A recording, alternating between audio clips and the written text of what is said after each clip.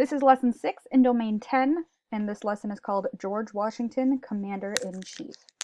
At the end of this lesson, you're going to be able to describe George Washington's role as military commander. And before we get started, like always, we do have some vocabulary words we will need to be able to know and be familiar with while we listen to this reading.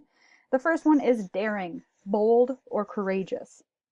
Defeat, to beat someone in a game or battle. And struggled, found it difficult and had to work really hard to do something.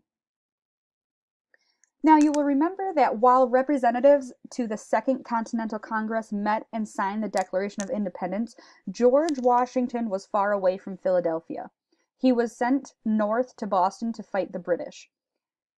His was a very difficult job to have. Washington's army was made up mostly of farmers with no military experience at all, and we talked about how they were volunteers to fight in this battle.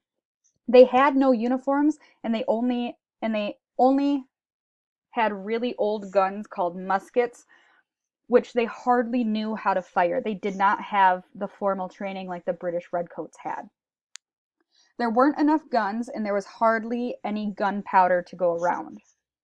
The wording of the Declaration of Independence was approved on July 4th, 1776, and 5 days later, messengers carrying copies of the Declaration reached New York, where General Washington's army was camping. His army heard the words and rallied in support of independence. A statue of King George was melted down into bullets for the Continental Army. The men soon realized that they would never have enough bullets for the fight ahead. Later that summer, British warships were spotted entering New York's harbor. King George had gotten help from the Germans as well. More than 30,000 trained troops arrived to fight the unprepared colonial militia.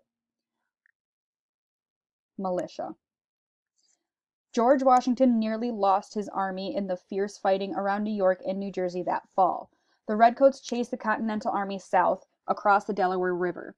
Thinking that they had scared them off, the Redcoats left only a small force that they had to guard them on the other side of the river. It was December, and they felt sure that nobody would fight during the dead of winter. But they were wrong. George Washington came up with a daring plan. On Christmas night, he gathered his men together. It was snowing and cold, but Washington had the men get into their boats and row quietly across the ice-filled river. More than 2,000 soldiers crossed the river. The crossings took 9 hours. Marching through the wind and sleet of the December cold, the Continental Army reached the British troops just before dawn. While the Redcoats were still sleeping, Washington's men launched a surprise attack on the enemy camp. The Redcoats were surprised all right. Some of them came out of their bunks in their underwear and just held up their hands. It was a total victory for General Washington. Nobody in his army had been killed.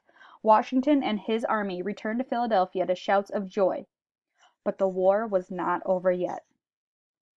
The Continental Congress knew that they needed more help in order to win their war for independence. German soldiers were fighting alongside the British. Perhaps the French would send soldiers across the ocean to help the colonists fight against the British. It was no secret that the French and British had long been enemies. The Continental Congress decided to send some men to France to ask for their support. Their chief representative was 70-year-old Benjamin Franklin. The French did not like to lose in battle, and they were still angry about losing to the British in an earlier war. At first, they did not want to support the colonists. It was crazy to think that an army of farmers could defeat one of the greatest armies in the world, which was the British Army at that time. But an American victory in New York in the fall of 1777 changed their opinion overnight. They promised gunpowder, soldiers, and ships to the colonists. General Washington's army was camped in Pennsylvania at a place called Valley Forge during the winter of 1777 and 1778. The snow lay on the ground when Washington and his men arrived. They pitched tents and built log cabins, but neither kept out the cold. The men were dressed in rags, and many of them had no shoes, walking barefoot in the snow. There was hardly any food, and some days the men had little to eat and drink, other than bread and water. Disease spread through the camp, and many men had died. The men missed their families and wanted to go home. Washington struggled to keep up his men's spirits. He camped in a tent beside them for a time, earning their respect. No battles were fought at Valley Forge that winter, but the cold and hungry men spent hours training to be ready when they finally met the British again in the spring. So that was your introduction to George Washington as a general and commander-in-chief of his little army. If you need to review anything, please go back through this video and do it now. When you are finished, return to Seesaw and finish the activity that goes along with this lesson.